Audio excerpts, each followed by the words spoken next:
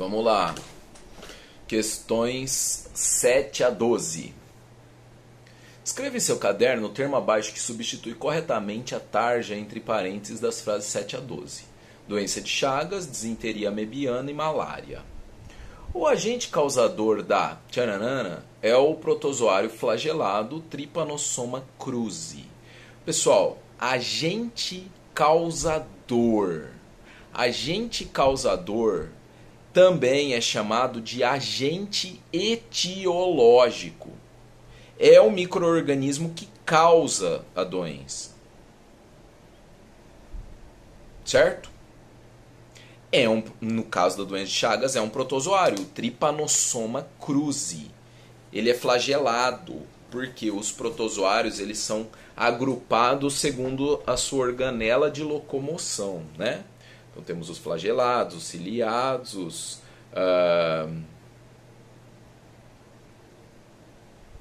flagelados, ciliados, os mastigóforas, né, ou risópodes, e os esporozoários, que não tem organela nenhuma de deslocamento. É claro que assim, isso é uma classificação bem simples, básica. Hoje nós temos muitos outros grupos, né? Mastigófora, apicomplexa. Mas a nível de ensino médio são essas 4 categorias aí. Bom,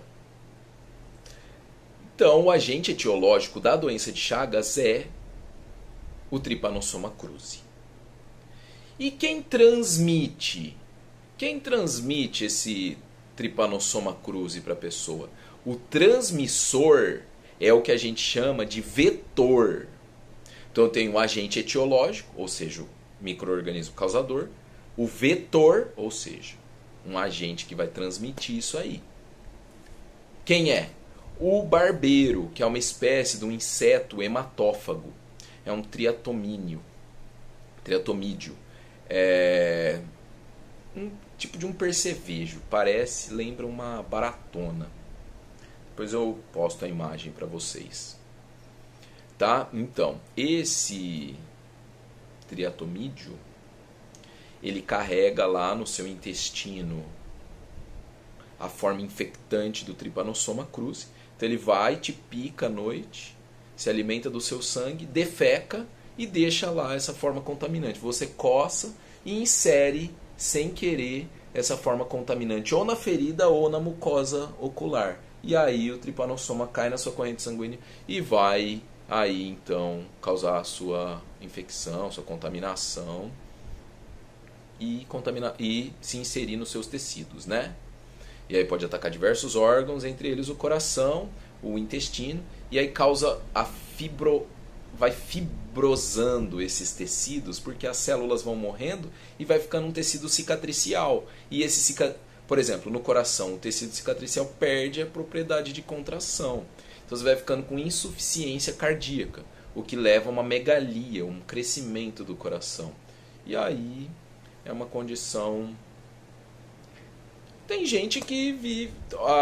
A primeira pessoa que foi diagnosticada pelo Carlos Chagas, que foi um médico brasileiro pesquisador lá no início do século XX, descobriu essa doença. Ele diagnosticou, a primeira paciente zero dele foi a Berenice. E ela viveu até os 70 e poucos anos. Então é uma doença contornável, mas ninguém quer ter, né? Hoje em dia a transmissão vetorial, ou seja, pelo barbeiro, foi já eliminada.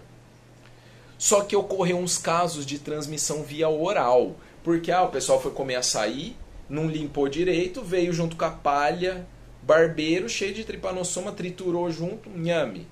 Aí teve uma infecção tão aguda que morreu. Teve um outro caso, acho que foi em Joinville, que eles trituraram também junto com caldo de cana. Fizeram caldo de cana e caldo de barbeiro que estava escondido ali.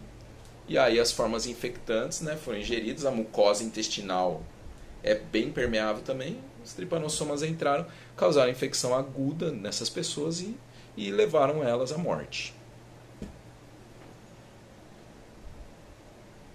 8. Sintomas da tcharanana são calafrios seguidos de picos de febre alta e mal-estar que ocorrem em geral em intervalos regulares de 48 ou 72 horas. É a malária. Também já foi chamada de febre terçã, por causa que ela dá essa oscilação. Porque assim, o parasita, o plasmódio, ele entra na hemácia, se reproduz, aí ele estoura a hemácia e vai colonizar mais hemácias. Nesse episódio, ele vai causar febre no organismo. Entenderam? Por isso é em ciclos. Olha só o nome, malária. O que isso remete? Mau ar. Por quê?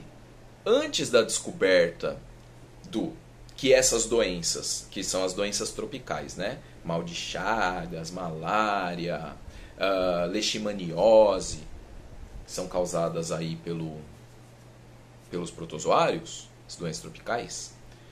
Antes da descoberta de que elas eram causadas por protozoários, então tinham várias teorias, que é o que a gente chama, né, de teoria etiológica das doenças.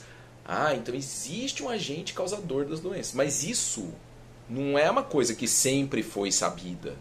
Antes da microbiologia, antes do Pasteur, Koch, Kohn, acreditava-se que as doenças eram causadas pelos miasmas, que eram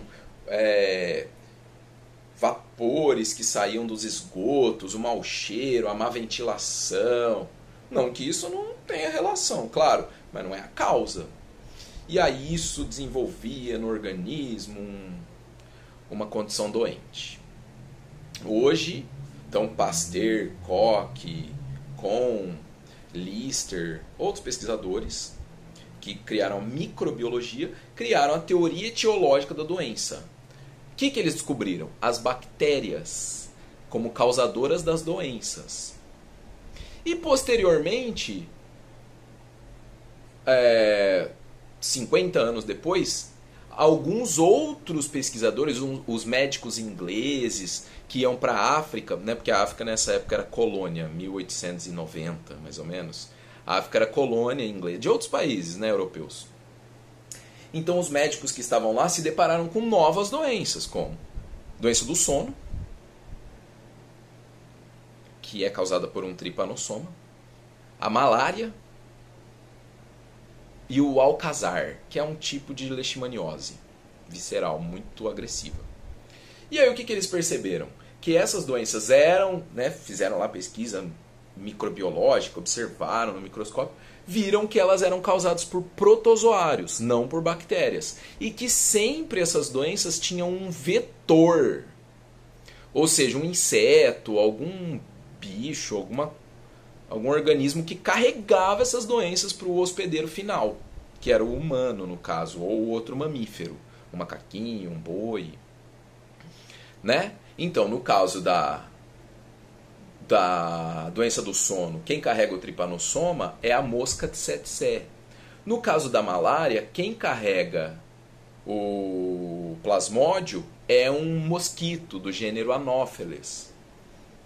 No alcazar também é um mosquito, né? Na leishmaniose também é um mosquito palha. São os anofelinos, né? Esse mosquito que também transmite a dengue. A dengue é vírus, viu, pessoal? Então, o agente etiológico da dengue é um vírus. O vetor é Aedes aegypti. Então, malária. A malária ela já era conhecida antes do desenvolvimento tanto da teoria microbiológica, do Pasteur, Koch, Kohn, Lister, e também antes de saber-se que ela era causada por um plasmódio, transmitida por um vetor, um mosquito, ou seja, da medicina tropical, que aí foram os... Como que era o nome do pessoal? São vários que eram médicos soldados. Depois eu passo para vocês. Uma história bem interessante. Então a malária ela já era conhecida antes dessas teorias mais inovadoras, que foi no século XVIII, XIX, que foram criadas. Antes disso, no século XVII, XVI, acreditava-se então que as doenças eram causadas pelos mauares, pelos miasmas. Malária. Vem daí. Entendeu? Entenderam? A tiananana é 9. A tiananana é causada por protozoários do gênero Plasmódio.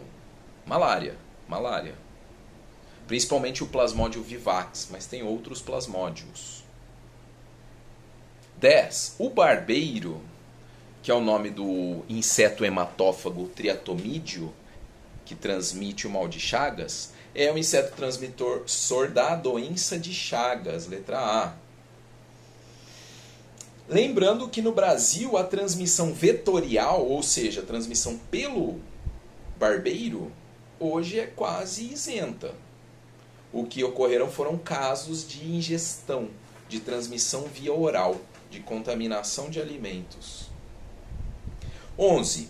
O agente transmissor da tiananana é um mosquito do gênero Anopheles. Então, transmissor da malária, os mosquitos anofelinos. Do gênero Anopheles, né? Tem vários aí, várias espécies. Todas elas transmitem a malária. 12. A construção de instalações sanitárias adequadas é uma das principais providências para prevenir disenteria amebiana. Bom, pessoal, olha, sanitarismo, sanitização, saneamento básico é medida para 90% dos problemas dos países pobres, viu? Verminoses, doenças alimentares causadas por vírus, doenças parasitárias causadas por protozoários. Saneamento, porque assim, a gente precisa de tratamento de água, precisa de tratamento de esgoto, de destinação correta do lixo, de drenagem urbana. E as cidades brasileiras são deficitárias nisso, né? Então aí a gente tem muito no Brasil do que a gente chama de doenças negligenciadas, que são doenças simples que com obras de infraestrutura seriam evitadas, né? Mas são negligenciadas aí. E aí a população sofre, tem alta mortalidade infantil. É triste. Doenças negligenciadas. Vamos lá. 13. Então esse enunciado é para as 13 e 14. Escreva em seu caderno o termo abaixo que substitui corretamente a tarja entre parênteses das frases 13 e 14.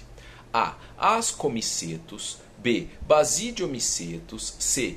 Quitrídeos e D. Zigomicetos. 13. Cogumelos e orelhas de pau são corpos de frutificação de basidiomicetos. Basidiomiceto, pessoal, é o fungo propriamente dito, é o que a gente sempre vem à nossa mente, né? O cogumelo, né? O champignon, o cogumelo do Mário e a orelha de pau. Então o corpo de frutificação deles geralmente ele é voltado para baixo e as lamelas de produção de esporos estão na parte de baixo desse chapéu. As leveduras pertencem ao grupo dos ascomicetos. Beleza?